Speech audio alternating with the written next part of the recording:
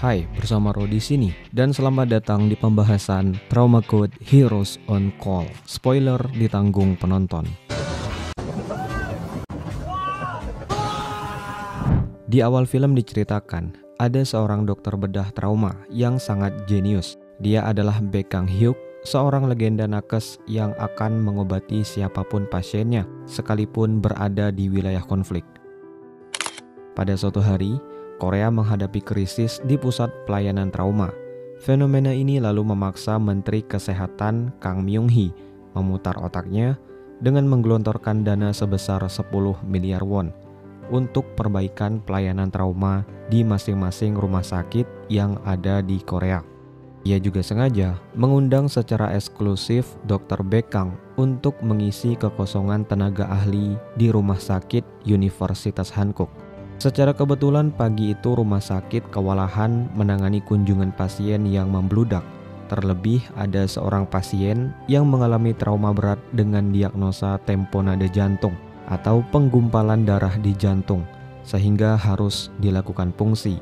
Kala itu, tiada dokter yang dapat memberi pertolongan melainkan Yang Jae-won, seorang dokter spesialis anus yang terpaksa mengisi kekosongan dokter bedah trauma utama yang sedang cuti. Dr. Jae-won sempat meragukan diri karena tak bisa mengambil keputusan di tengah perawatan. Hingga di momen-momen genting itu muncullah seorang yang dengan berani mengambil alih keadaan.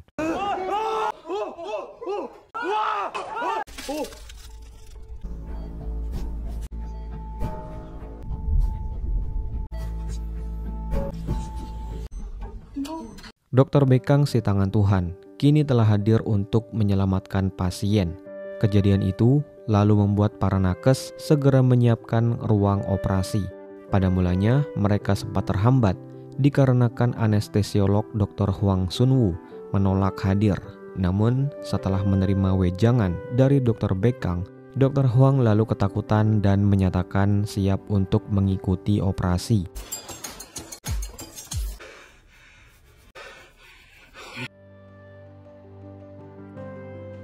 Masalah semakin bertambah ketika Dr. Hwang membuat ulah dengan memasukkan inotropik yang membuat pemumpaan darah pada pasien menjadi cepat, sehingga darah kembali membanjiri luka. Akibatnya operasi sempat tertunda. Namun ketika anestesiolog baru, Dr. Park Gyung-won, menggantikan peran Dr. Hwang, tim bedah trauma kembali melanjutkan operasi. Hingga dalam kurun waktu 1 jam 42 menit, operasi itu berhasil dilakukan dengan sangat cepat berkat kejeniusan Dr. Baek Kang si tangan Tuhan dan kerjasama solid antara nakes bedah trauma. Setelah menjalankan tugasnya itu, Dr. Baek Kang baru menyadari jika harus menghadiri acara penyambutan yang disiapkan untuknya. Muncul dengan tanpa rasa bersalah, Dr. Baek Kang lalu memperkenalkan diri dan menegaskan bahwa ia akan memperbaiki pusat layanan bedah trauma yang terlantar di Rumah Sakit Hankuk. Hal itu ia tegaskan melihat tiadanya dokter di rumah sakit itu yang benar-benar tulus membantu pasien trauma. Pernyataan itu tentu menyinggung semua dokter yang aslinya mereka tak mau repot dengan urusan pasien bedah trauma.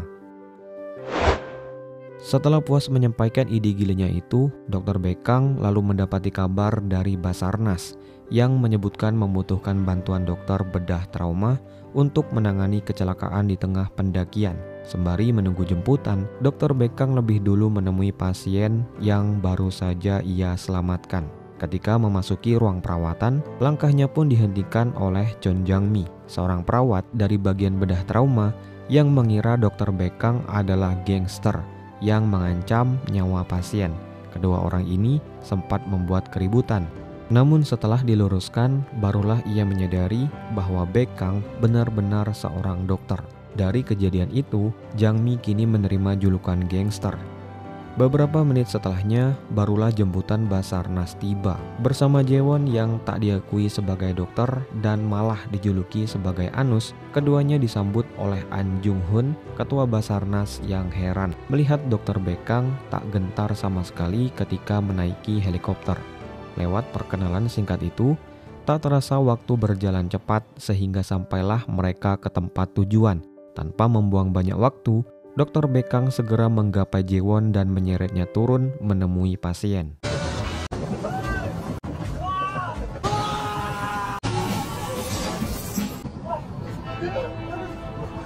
Di lokasi keduanya mendapati korban bencana pendakian mengalami pneumotoraks atau kebocoran udara di paru, sehingga harus mengeluarkan udara yang terjebak di tubuh korban.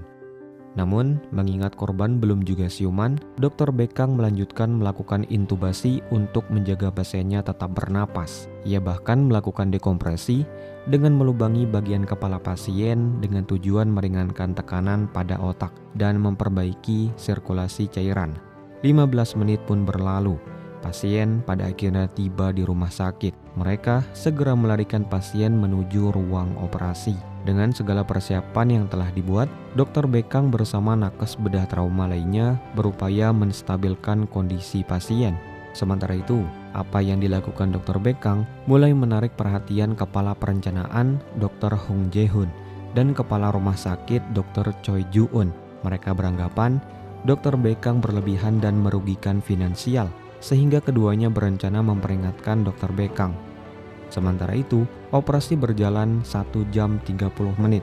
Setelah melakukan dekompresi, tekanan intrakranial tim bedah trauma sementara berhasil mengamankan bagian kepala pasien. Prosedur selanjutnya adalah melakukan reseksi parsial paru yang bertujuan untuk mengangkat sebagian paru pasien yang rusak.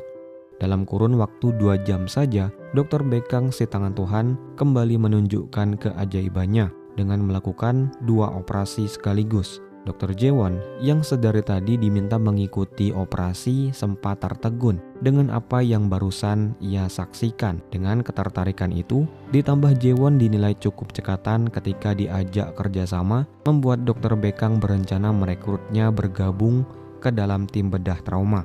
Dr. Bekang lalu meminta izin Dr. Han Yurim, mentornya Dr. Jaewon, untuk mengizinkan muridnya bergabung ke dalam tim bedah trauma. Tak sampai di situ, Dr. Bekang sampai meminta Jang Mi mengajari cara merayu Jaewon, yang mana Jaewon sendiri lemah dengan hal-hal manusiawi. Belum selesai menyiapkan rencana, ternyata Dr. Han lebih dulu meminta Jaewon tetap menjadi muridnya di bedah kolorektal. Tak ingin kehilangan kesempatannya, Dr. Bekang juga ikut menemui keduanya yang sedang melakukan pertemuan. Di sana, Dr. Bekang meminta Jaewon memilihnya sebagai mentor di bedah trauma. Baik Dr. Bekang maupun Dr. Han, keduanya saling menunjukkan kesanggupan di bidang masing-masing. Terlebih, Dr. Han membanggakan semua pencapaian di sepanjang hidupnya. Sebagai dokter dengan tujuan prestasi, Dr. Han menjamin masa depan Jaewon akan hidup enak dan diakui masyarakat jika memilih dirinya. Pernyataan yang membuat Jaewon bimbang itu lalu membuat Dr. Bekang meninggalkan ruangan. Dengan Jaewon yang tak tahu harus memutuskan apa, ia lalu mengikuti Dr. Bekang yang sengaja menunjukkan hasil kerjanya sebagai dokter di lapangan. Orang-orang yang tadinya tak memiliki harapan hidup, kini kembali bahagia dan dapat berkumpul bersama keluarga. Hal itu menjadi kepuasan tersendiri ketika seorang dokter berhasil menyelamatkan nyawa pasiennya. Mendengar cerita itu lalu menggerakkan Jaewon untuk bergabung ke dalam tim bedah trauma. Tentu saja, mendengar keputusan Jaewon itu membuat kesal Dr. Han, sehingga ia segera mengubah jadwal bedah di rumah sakit untuk dibebankan kepada Jaewon. Namun, hal itu tentu tidak akan dibiarkan begitu saja oleh Dr. Bekang, karena ia sendiri akan memastikan bahwa muridnya itu akan ia sempurnakan, sehingga kelak akan mandiri dalam menyelamatkan nyawa manusia. Pada suatu hari, unit bedah trauma menerima kabar kecelakaan beruntun antara truk sampah dan mobil pribadi. Satu di antara korbannya mengalami hemoperitoneum atau pendarahan internal di perut, sedangkan korban lainnya mengalami patah tulang. Penanganan pertama pun diberikan pada pasien yang mengalami hemoperitoneum. Mereka melakukan operasi mencari sumber kebocoran di tubuh pasien. Di saat semua orang kesulitan menemukan sumber masalah, Dr. Bekang sendiri dengan cepat kembali menunjukkan keajaibannya. dengan mengetahui ada kebocoran pada arteri mesenterika superior atau pembuluh yang mengalirkan darah berisi oksigen dan juga nutrisi. Setelah menangani kebocoran tersebut, Dr. Bekang juga mendapati pasien ternyata menderita sirosis hati dan harus segera menerima transplantasi organ. Untungnya, Jang Mi sempat bertemu tim transplantasi, yaitu Kang Chang-su, yang diketahui akan bekerja lembur jika terdapat pasien mati otak. Setelah melakukan kontak dengannya, diketahui ternyata kedua korban tabrakan merupakan wali sekaligus anak pasien mati otak, Lee Ji-young. Mereka sedari awal direncanakan menerima transplantasi dari ayahnya itu. Dengan para wali yang dianggap tak dapat memberi keputusan, pada akhirnya keputusan darurat pun diberlakukan. Di bawah tanggung jawabnya Dr. Bekang, mereka melangsungkan operasi pengangkatan hati Lee Ji-young. Organ tersebut lalu didonasikan pada pasien sirosis hati Lee Gi-young. Sementara putri Lee Ji-young, yakni Lee Hyung, yang disebut mengalami patah tulang sedang ditangani oleh dokter ortopedi Jang Jun-soo, seorang dokter yang memiliki temperamen tinggi, apalagi ketika bertemu dengan si pembuat onar Dr. Bekang, di mana keduanya hampir saling jotos. Namun setelah melihat kondisi pada Lee Hyung, Dr. Bekang ternyata sudah menyadari pasien tersebut akan membutuhkan donor ginjal. Jadi jauh sebelum operasi berlangsung, ia telah menyiapkan donor ginjal dari Lee Ji-young. Pada saat itu dilangsungkan 2 operasi bersamaan, di mana Dr. Jun-soo menangani patah tulang, sedangkan Dr. Bekang melangsungkan transplantasi ginjal. Operasi tersebut ia lakukan dengan sangat cepat di bawah waktu 30 menit. Seusai melakukan operasi, barulah Dr. Bekang memberi penghormatan terakhir kepada Lee Ji-young yang telah menyelamatkan nyawa kedua anaknya. Di hari berikutnya, muncul masalah baru ketika peringatan dari Dewan Direksi baru tersampaikan kepada Dr. Bekang yang sengaja mengabaikan peringatan itu. Para dewan menyebut semua kegiatan Dr. Bekang merupakan bentuk pemborosan karena menghabiskan anggaran di atas 300 juta won. Namun dilihat dari situasi manapun, Departemen Bedah Trauma memang sudah seharusnya menerima bantuan dana lebih. Hal itu guna menyelamatkan pasien kritis yang datang tak menentu. Dengan Dr. Bekang yang tak dapat dikendalikan itu, membuat Dr. Jae-hoon dan Dr. Han diam-diam bersekongkol untuk mengorek masa lalu dari Dr. Bekang. Setelah menemui dewan yang kolotnya minta ampun itu, Dr. Bekang berencana mentraktir Jae-won si Anus dan Jang Mi si gangster. Mereka lalu diajak mengunjungi sebuah restoran Cina yang mana mereka disuguhkan makanan yang sangat mewah. Sembari menceritakan Dr. Bekang termotivasi menjadi dokter setelah kematian ayahnya, Dr. Bekang juga menjawab singkat pertanyaan Jae-won mengenai tato di tangannya. Di tengah pembicaraan itu, tiba-tiba mereka mendapati panggilan dari ruang bedah. Diketahui ada keadaan darurat yang harus segera ditangani.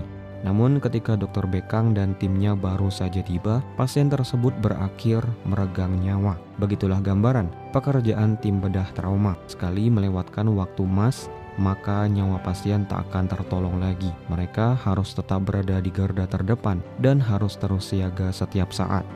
Tepat di hari berikutnya, diadakanlah rapat pembahasan anggaran. Dr. Jae-hoon sebagai kepala perencanaan mulai menggembor-gemborkan pendapatan di beberapa departemen kebanggaannya. Ia juga mulai mendiskriminasikan bagian bedah trauma karena disebut sebagai sumber defisit. Namun ketika Dr. Han bersiap membongkar masa lalu Dr. Bekang, tiba-tiba Dr. Bekang meninggalkan kursinya. Ternyata ia mendapati pasien yang harus segera ditangani dan pasien itu adalah anaknya Dr. Han, yaitu Han Ji-young yang mengalami kecelakaan hebat.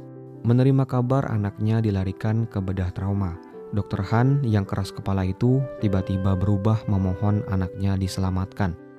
Dengan keadaan yang sangat kacau itu, Dr. Han mengalami kepanikan dan hanya akan mengganggu, sehingga Dr. Han pun dijauhkan dari kamar bedah.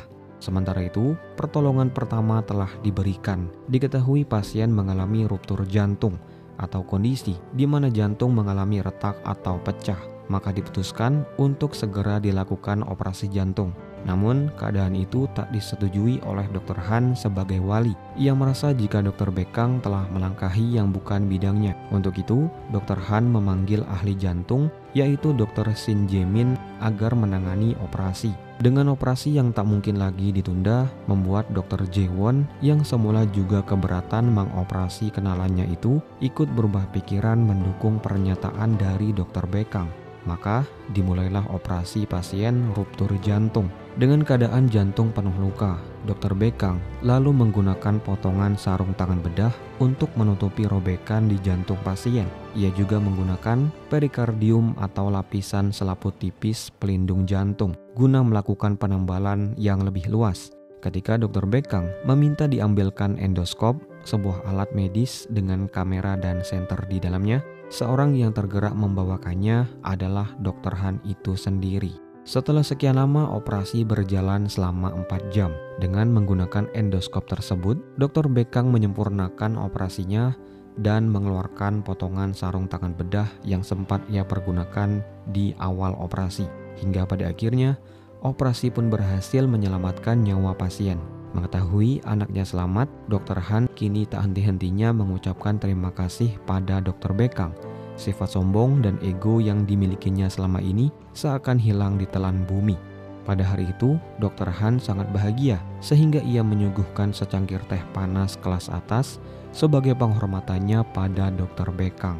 Kala itu, Dr. Han pun ditanyai tentang apa yang mereka rencanakan dalam rapat seandainya tak terjadi operasi. Menjawab pertanyaan itu, Dr. Han lalu menyebutkan bahwa ia berniat membongkar rahasia keterlibatan Dr. Bekang di sebuah organisasi yang disebutkan bernama Black Wing, sebuah kelompok tentara bayaran yang dikenal kejam dan terkadang menjadi penyelamat nyawa manusia.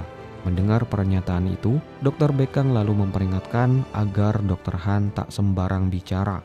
Sementara itu, kabar keberhasilan operasi pasien ruptur jantung ternyata menarik perhatian media, sehingga hari itu rumah sakit dikerubungi awak media yang berniat mewawancarai Dr. Bekang. Namun, dengan Dr. Bekang yang selalu sibuk menangani pasien bedah trauma, kala itu terjadi kejadian mengejutkan di mana para wartawan yang riuh saat itu dibentak oleh Dr. Bekang. Akibat kejadian itu, tentu Dr. Bekang menjadi viral dan dijadikan meme yang ramai diperbincangkan di jagat maya.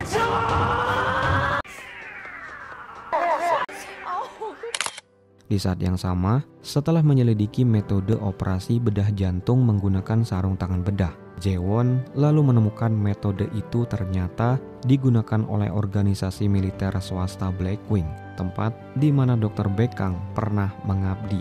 Apa yang diselidikinya itu sempat ketahuan Dr. Bekang. Namun tiba-tiba rumah sakit mengumumkan kode hitam atau sebuah protokol bencana, di mana saat itu terjadi kecelakaan beruntun 60 kendaraan di atas jembatan Sowol karena kabut tebal yang menutupi jarak pandang. Rumah sakit kala itu menerima banyak rujukan pasien, namun yang terpenting adalah menemukan korban trauma yang dilaporkan terjatuh di dasar jurang.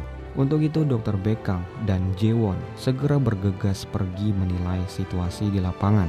Dengan didampingi Basarnas, Kepala Anjung melaporkan korban belum teridentifikasi. Untuk itu, Dr. Bekang segera memerintahkan para tim penyelamat agar mengkategorikan korban ringan, meninggal, hingga korban trauma. Dr. Bekang lalu mendapati korban trauma dengan luka tusuk yang harus segera ditangani. Untuk itu ia menugaskan Dr. Jae-won pulang lebih dulu ke rumah sakit agar dapat menangani pasien tersebut. Sementara itu, Dr. Bekang yang masih di lapangan juga mendapati pasien trauma lainnya dengan open fracture atau patah tulang terbuka, dan juga seorang lainnya yang mengalami keadaan darurat. Semua pasien tersebut lalu dikirimkan ke rumah sakit Hankuk. Untuk persiapan operasi, Dr. Bekang lalu meminta bantuan Dr. Han agar mengajak dokter ortopedi Jung Jun Soo dan juga sekalian mengajak Dr. Han itu sendiri untuk menemaninya dalam menangani operasi ruptur abdomen. Pada saat itu, media juga menyoroti penyelamatan 3 pasien trauma berat yang dilaksanakan di rumah sakit Hankuk. Mereka diantaranya Cho Suk Jun dengan ruptur abdomen ditangani oleh Dr. Bekang, Lee Chang Sun dengan luka tusuk ditangani oleh Dr. Jaewon, dan Jang Ji-woo dengan fraktur terbuka tulang kering ditangani oleh Dr. Jun-soo. Pada operasi ruptur abdomen, Dr. Baekang dengan cepat menangani bagian limpa. Namun terjadi pendarahan hebat, sehingga anestesiolog Gyung-won menyuntikkan beta blocker guna menurunkan pemompaan darah pasien. Pada situasi genting itulah, Dr. Baekang lalu menemukan masalah pada kelenjar adrenal dan melakukan pengangkatan, sehingga pasien kembali stabil. Menilai situasi telah membaik, Dr. Baekang secepatnya berpindah membantu operasi luka tusuk. Dengan Dr. Jaewon yang dinilai lambat menangani pasien, operasi itu akhirnya diambil alih oleh Dr. Baekang, di mana ia meminta agar Jaewon mempelajari tekniknya dalam menyelamatkan pasien. Namun, baru saja menyelesaikan bagian tersulit, tiba-tiba mereka mendengar kode biru atau darurat dari ruang operasi fraktur tulang kering, sehingga kala itu Dr. Baekang menyerahkan operasi itu kepada muridnya Dr. Jaewon. Dengan mentornya yang sangat rewel itu, Dr. Jaewon sempat dibuat kesal. Namun melihat sedari awal upaya keras Dr. Jaewon, Jang Mi lalu menyemangati Dr. Jaewon yang dinilai sudah cukup cakap dalam menyelamatkan pasiennya. Sementara itu di ruang operasi patah tulang didapati pasien mengidap penyakit bawaan yakni diabetes. Tulang patah itu akan menyebarkan lemak dan menyumbat jalannya oksigen di pembuluh darah. Maka dari itu, Dr. Baekang meminta para nakes agar memasukkan heparin guna mencegah penggumpalan darah. Sementara ia akan membantu menangani operasi pemulihan kaki bagian kanan pasien. Operasi yang berlangsung selama 3 jam itu akhirnya berhasil menyelamatkan nyawa ketiga pasien. Keberhasilan itu lalu menarik perhatian media untuk kembali meliput kemajuan pusat trauma di Rumah Sakit Hankuk, yang mana kesempatan itu lalu dimanfaatkan oleh Dr. Baekang untuk meminta penambahan nakes dalam melayani pusat trauma. Mau tidak mau, permintaan yang sudah terlanjur disambut positif di mata publik itu membuat jajaran direksi terpaksa mengabulkan keinginan Dr. Baekang. Sebagai direktur yang merasa dirugikan atas kearoganan Dr. Baekang di depan media, Dr. Ju-eun lalu memaksa Dr. Jae-hoon untuk memberi pelajaran kepada Dr. Baekang. Tepat ketika Dr. Baekang kembali memanggil helikopter Basarnas untuk mengangkut pasien trauma, Dr. Jae-hoon disebutkan merasa sangat terganggu akan kedatangan helikopter tersebut. Ia lalu menemui pimpinan Damkar untuk menyatakan keluhannya. Kejadian itu ternyata tak sengaja diketahui oleh Dr. Han. Sementara itu, ruang bedah trauma menerima transfer nakes baru bernama Agnes, seorang pemula yang sangat polos dan belum berpengalaman dalam mengikuti operasi. Beberapa saat operasi berjalan lancar, tim bedah trauma kembali menerima laporan adanya kecelakaan di Gunung Bukhan dengan korban mengalami cedera kepala serius. Kala itu, mereka berniat meminta bantuan Basarnas. Namun apa yang terjadi? Ternyata Anjung sebagai kepala Basarnas telah diberhentikan atau dipindah tugaskan, sehingga penggunaan helikopter kini dilarang dan ditangguhkan. Menemui situasi buntu tersebut, Dr. Baekang menjadi sangat marah, di mana mereka harus segera mengetahui situasi korban. Untuk itu, Dr. Jaewon lalu menawarkan ambulan mewah milik rumah sakit yang nyatanya belum pernah sama sekali dipergunakan. Menggunakan ambulan tersebut, tim bedah trauma lalu bergegas menuju ke lapangan. Dr. Baekang, Jang Mi, dan juga Dr. Jaewon, mereka segera bergegas dalam menjemput pasien yang ternyata keadaannya sudah memburuk. Upaya demi upaya lalu dilakukan, namun pasien tetap mengalami pembengkakan otak. Melihat mentornya berupaya keras mengurangi tekanan di kepala pasien, menimbulkan pertengkaran dengan Jaewon merasa keterlambatan mereka adalah penyebabnya. Situasi berubah semakin tegang hingga pasien tiba di rumah sakit untuk menjalani pemindaian CT. Namun ternyata keadaannya sudah terlambat, di mana Dr. Baekang terpaksa mengumumkan bahwa pasien mengalami koma panjang. Tak tahan dengan kejanggalan yang sedang terjadi, Dr. Han lalu ikut buka suara mengenai perbuatan Dr. Jae-hoon, dan hal itu membuat Dr. Baekang melampiaskan kekecewaannya kepada Dr. Jae-hoon yang dengan egois menghalangi penyelamatan korban sehingga korban harus jatuh ke dalam koma. Di saat yang sama, mengetahui pertengkaran guru dan murid membuat Jang Mi mengundang Dr. Jaewon ke atap rumah sakit. Ia menyebutkan jika ia terjatuh ke dalam stres, maka ia akan berteriak sepuasnya di dalam ventilasi yang sedang menyala.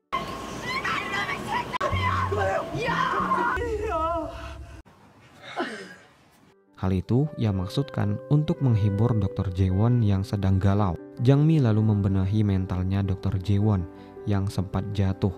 Oleh karenanya, sekali lagi Dr. Jaewon kembali menemui mentornya dan menyatakan permintaan maaf karena sempat kehilangan keyakinan sebagai tenaga medis di garis depan.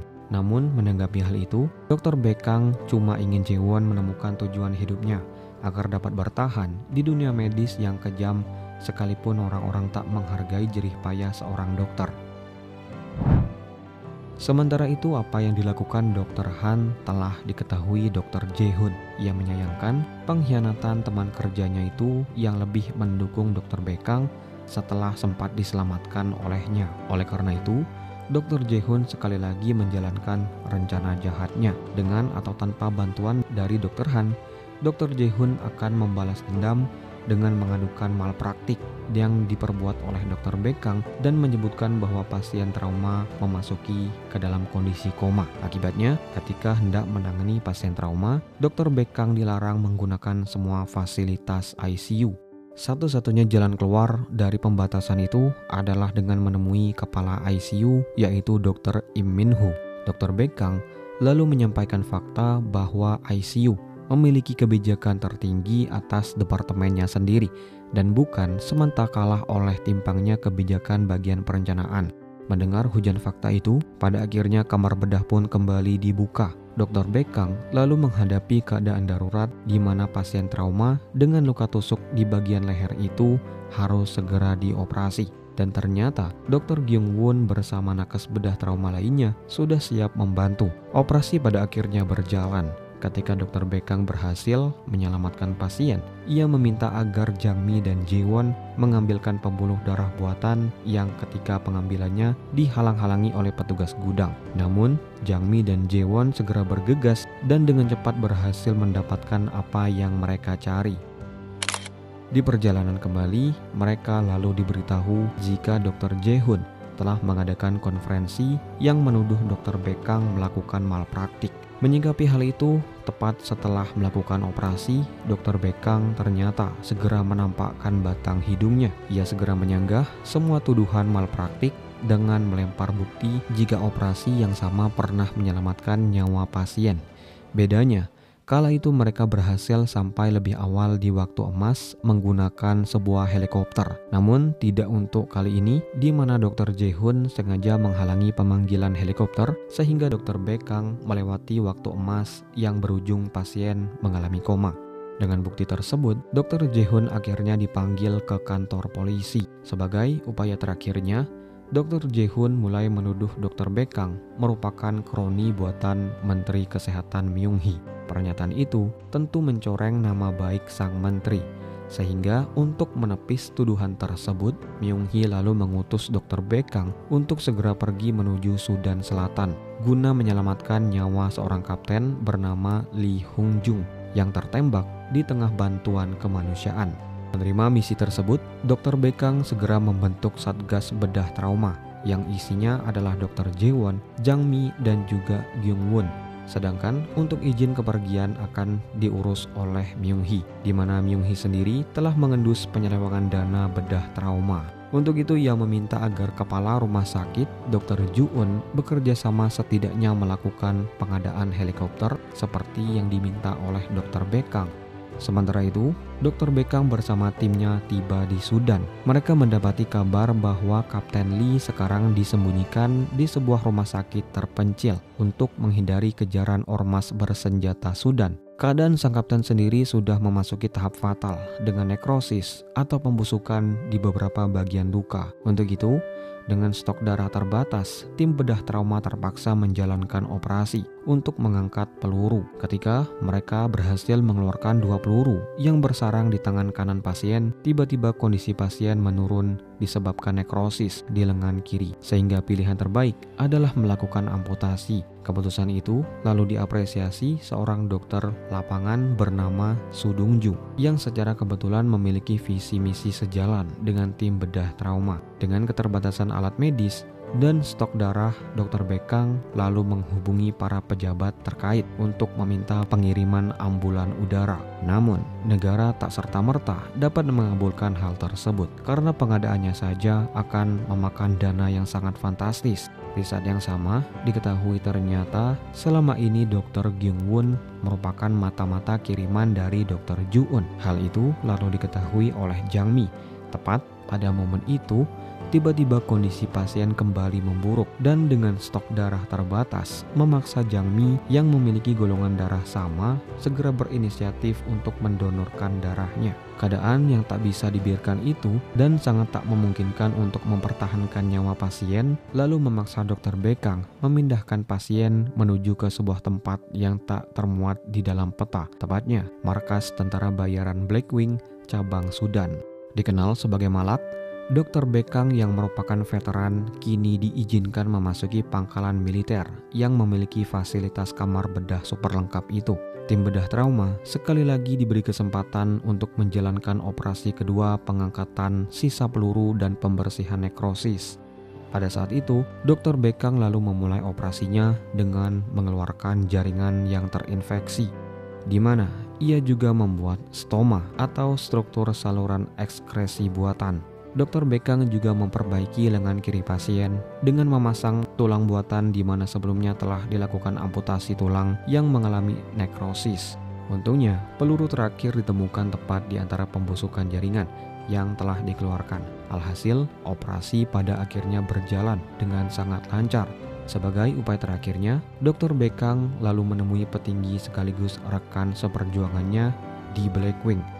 Sebagai sesama veteran perang di Afghanistan, Malak lalu menagih hutang agar dipinjamkan fasilitas super lengkap yaitu ambulan udara.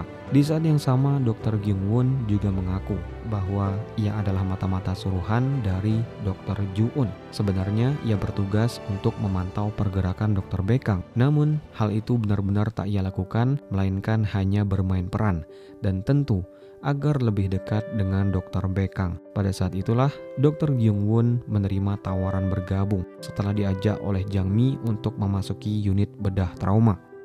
Pada akhirnya, penyelamatan Kapten Lee berhasil dilaksanakan. Menggunakan ambulan udara, mereka lalu diantar ke tanah air dalam keadaan selamat. Kepulangan Dr. Bekang bersama Blackwing sekaligus menciptakan kesan di mata masyarakat bahwa apa yang dikatakan Dr. Jae-hoon sebelumnya tentang kroni jebolan Menteri Kesehatan itu terbantahkan karena sebagai mantan anggota Blackwing, Dr. Bekang disebutkan banyak menyelamatkan nyawa manusia di medan perang sehingga Dr. Bekang diundang secara eksklusif pulang ke Korea ke negeri asalnya, yaitu untuk tujuan memperbaiki sistem pelayanan trauma di Korea.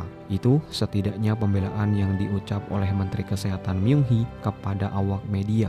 Ketika hendak berpulang ke rumah sakit Hankuk, tiba-tiba Dr. Bekang menerima kabar bahwa terjadi kebakaran hebat di sebuah rusun padat penduduk yang mana Dr. Han dilaporkan telah berada di lapangan untuk menilai situasi. Mendengar hal itu, Dr. Bekang segera bergegas menyusulnya. Di lokasi kejadian, Dr. Bekang lalu mendapati Kepala Basarnas Anjung yang kini kembali ditugaskan. Ketika Dr. Bekang bersama Dr. Han mulai mengkategorikan pasien, tiba-tiba sebuah ledakan besar terjadi dan naasnya sebuah serpihan ledakan mengenai Dr. Bekang. Pada saat itu dilaporkan bahwa Dr. Bekang akan menjadi pasien trauma di rumah sakit Hankuk.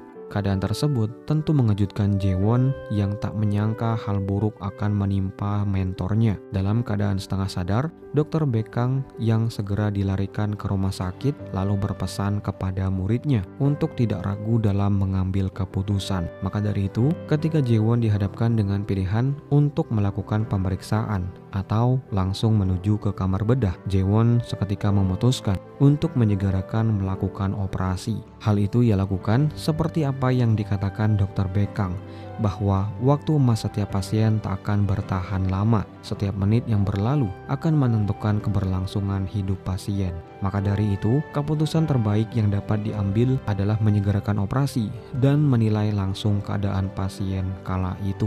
menerima pasien pertama sekaligus menyelamatkan dokter terbaik yang ada di Korea, dan saat itu menjadi pasien bedah trauma memang menjadi sebuah taruhan besar. Untuk itu, Jaewon memberanikan diri bersiap melakukan operasi pengangkatan nekrosis organ. Beberapa hari pada akhirnya berlalu. Dikabarkan Dr. Baekang berhasil selamat. Mengetahui mentornya baik-baik saja, Jaewon segera bertemu dengannya. Dan tentu, Dr. Baekang menanyakan banyak pertanyaan tentang keputusan Jaewon dalam melakukan operasi. Apa saja yang ia pilih, apa saja yang ia lakukan, dan apa saja yang ia putuskan. Namun di balik semua pertanyaan itu, ternyata Dr. Baekang merasa sangat berterima kasih kepada Jaewon yang kini disebutkan layak menyandang gelar dokter yang sesungguhnya. Mendengar pengakuan itu tentu membuat Jaewon sangat bahagia.